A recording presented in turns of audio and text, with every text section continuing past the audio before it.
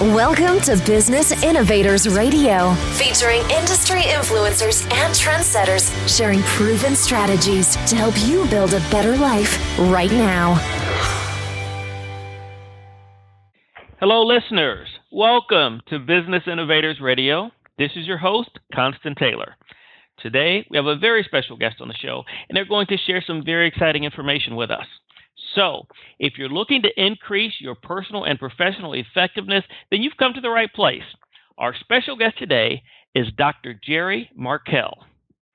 Dr. Geri has been speaking professionally for over 25 years, and the primary content that she speaks on is defeating distractions and enhancing productivity. She's based out of Ann Arbor, Michigan, and she's spoken both nationally and internationally. Her books include Defeating the Demons of Distractions, Actions Against Distractions, Managing Your Scattered, Disorganized, and Forgetful Mind. Dr. Geri, that's quite a mouthful. Welcome to the show. Thank you. It's a pleasure to be here. And we're really glad to have you. I was really looking forward to this interview as I was reviewing your very illustrious background. Now, can you start by telling the listeners a little bit about your speaking, consulting business, and how you help your clients become more effective? Sure. I'm an educational psychologist, so my focus is on helping people learn how to enhance their performance and monitor it and really feel that they've achieved, thus lowering a lot of their stress.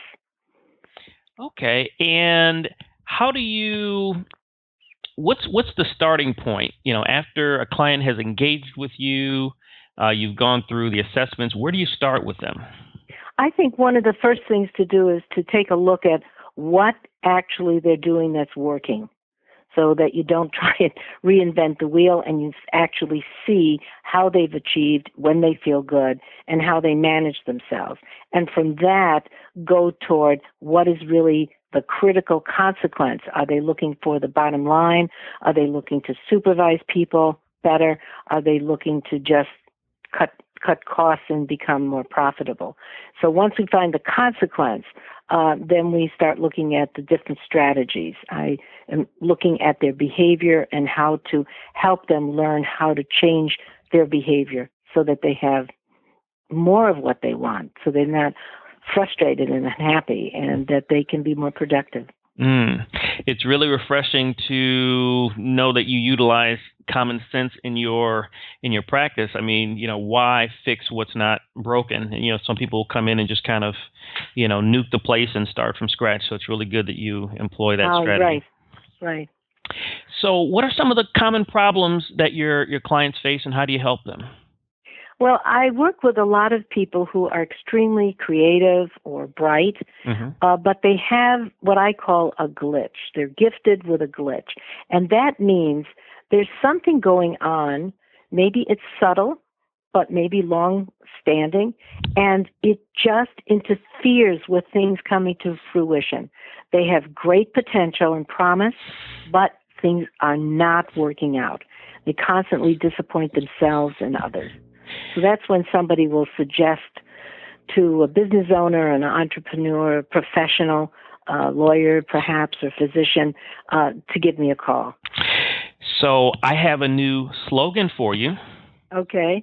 If you're gifted with a glitch, call Geri. Okay, that's good. There's no charge for that, by the way. Okay, that's good. So what are some of the popular misconceptions about your practice and what you bring to the table, and how do you dispel those? Well, my assumption is that you've got some quirkiness in how you perform your task as a leader or business owner. And you probably got those habits because you were able to. So if you're very bright, it might be okay to wait till the last minute. It may be okay to try and juggle a bunch of balls. It may be okay not to call somebody up. But as you get more professional and where profits are really important, you can't let people down, and you have to have the professional image. You know, nobody wants to do research with the absent-minded professor, for example. So one of the misconceptions is that if I'm bright, I should be able to do everything well. And if I'm bright, I shouldn't need somebody else to help me do things. Mm-hmm. And frequently we've grown up with this mental illness myth that, if you're not doing something well, maybe it's just because of some mental illness. But much more often, it's just people haven't developed the habits and the understanding of how their minds work. So once you understand how your mind works, what is your default setting? Are you just a procrastinator? Is that what you would do by nature? Well, once you understand that, you may decide that, when I'm doing the checks or I'm doing payroll or I'm doing taxes, I can't. And maybe you want to find some strategies to help you avoid procrastinating and getting into trouble at some very specific times. That makes a lot of sense. Now you talk about, some of your books, defeating the demons of distractions. It's really fascinating to me because, myself, like most people, have, all these distractions coming at us, and it's can be pretty overwhelming. How do you help people like myself work through that? Well, one of my areas of research when I was a professor at the University of Michigan was attention, focus, and performance. And when I was consulting at places like MTV or big law firms, I saw that people were totally distracted. They were behaving as if they had an attention problem, but they didn't. And so I came up with these distractions that would interfere with performance, such as, well, we all know about technology, mm-hmm. The constant beeping and other people interrupting. Probably 28% of the people's days are wasted because of interruptions with technology or other people. And then, of course, there's always stress or fatigue. I don't think people understand how much stress and fatigue can interfere with high quality, effective performance. Mm-hmm. And certainly everybody has some activities that distract them. I mean, if you like to do something and you get stressed by tedious, highly detailed tasks, you have to set the time away, and you have to only work for maybe 20 minutes if it's really tedious. Mm-hmm. But a smart person can get a lot done in 20 minutes. Mm-hmm. Whereas if you'd start thinking, I have to grind away for an hour, you just get distracted and turn off. So I think about, and, I'd like for you to, critique this, slice it to pieces, or, say, hey, that makes sense. But I know personally, when I am most focused is when I am on purpose, when I have something important that I feel it's important that I need to be doing. And when I get distracted is when, it's not that critical. It's like if somebody came in my house and said, hey, look, if you don't do this and focus on this for 15 minutes, the family gets it. So all of a sudden now I'm on focus. And I think about, our alma mater, the Wolverines, on the football field, and how for those 4 quarters if they're not focused, then it's going to be a bad result. It's absolutely right. The higher the purpose, the focus, the consequence, the more you can focus. The problem is that some people get in a pattern, excuse me, that they live life at the guillotine. So unless the purpose is so severe, they can't really get their adrenaline flowing and get that focus.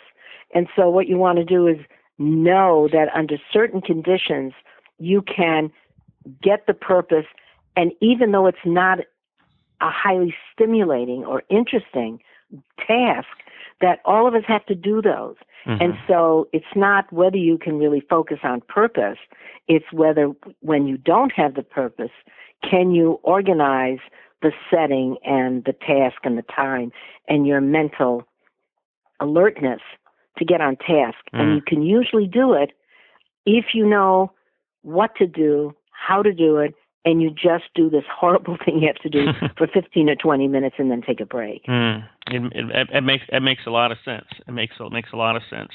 And then, also I think if, even for those, those tasks that are, that seem meaningless, they are still a lot of times connected to a bigger picture. So if we could even plug that in there, I know that would, helps me not be so scattered. Now, the next one here is managing your scattered, disorganized, and forgetful mind, or the actions against distraction. So, what actions can we take to eliminate, avoid, or manage those distractions? Well, for a business person, especially somebody who is very bright and likes to control things, one of the things they have to do is delegate and feel assertive enough and confident enough and nice enough to get people to understand what tasks they need to do, when they need to do them, and not be going off in 4 or 5 avenues at once. So in terms of forgetfulness, I mean, I think with technology, if we use it right, if you're more sensitive to sound, you can have a beeper that reminds you that you have to call somebody to check on whether they have gotten the taxes out if you don't like them. So if you don't like doing them. So I think being able to assert yourself and feel legitimate, that smart people don't have to do everything themselves. You don't have to be in total control. You have to supervise. So you have to know how to ask for help or give instructions. So most people who are on the job now get on the job and there is no training. So even if you're a manager or getting to lead a department, you have to, so you don't feel stressed, you have to find out where the information is and get feedback and make yourself checklists. So that, managing your scattered, disorganized, and forgetful mind is all about creating routines and getting help.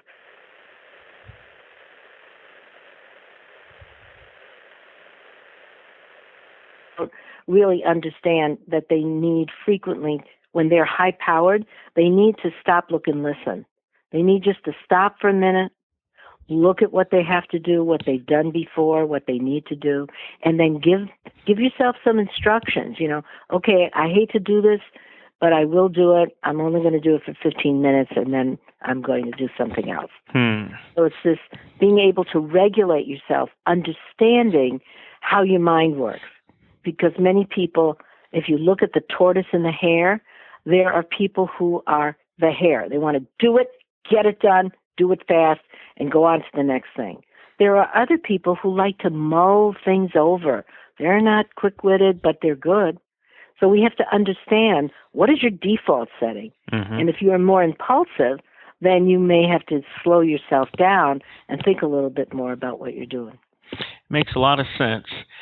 Now, stepping back a little bit from professionals who were once in school, in our school system, especially in the public school system, in my mind, there appears to be a lot of misdiagnosis of ADD, in that the school systems are very quick to do that. And what I see is possibly the dampening or the inhibition of the next possible Steve Jobs, who was able to, who had 5, 6, 7 thoughts rolling around in his head.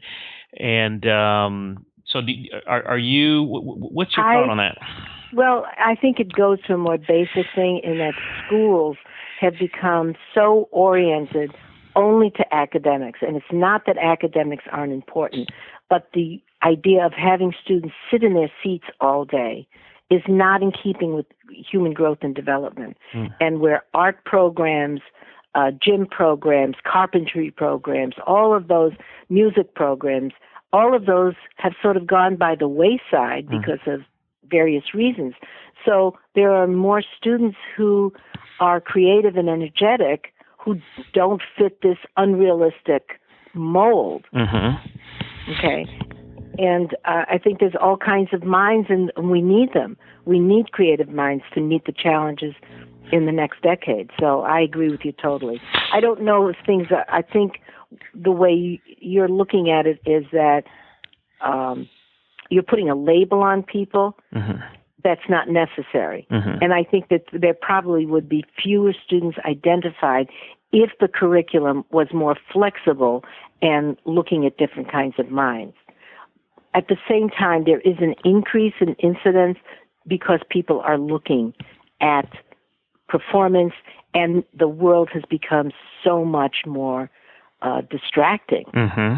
So people who were fine 20 years ago are no longer fine. They're up all night playing games or gambling or shopping or whatever. So, in that respect, I think it's a very tough world. So we have to teach self-regulation and self-monitoring in this kind of era for all people.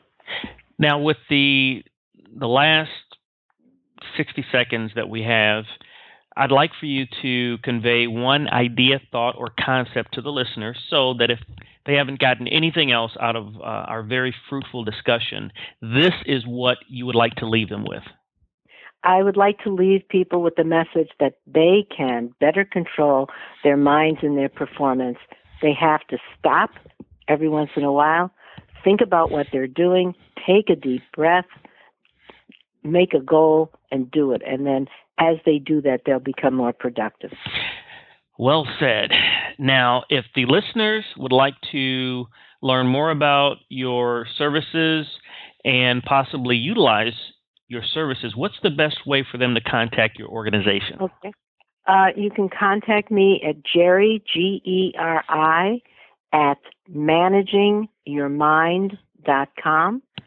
And you can see the kinds of things I do for leadership and teamwork at www.gerimarkel.com.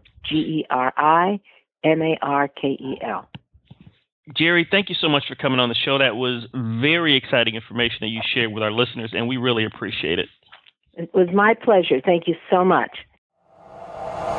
Thanks for listening to Business Innovators Radio. To hear all episodes featuring leading industry influencers and trendsetters, visit us online at businessinnovatorsradio.com today.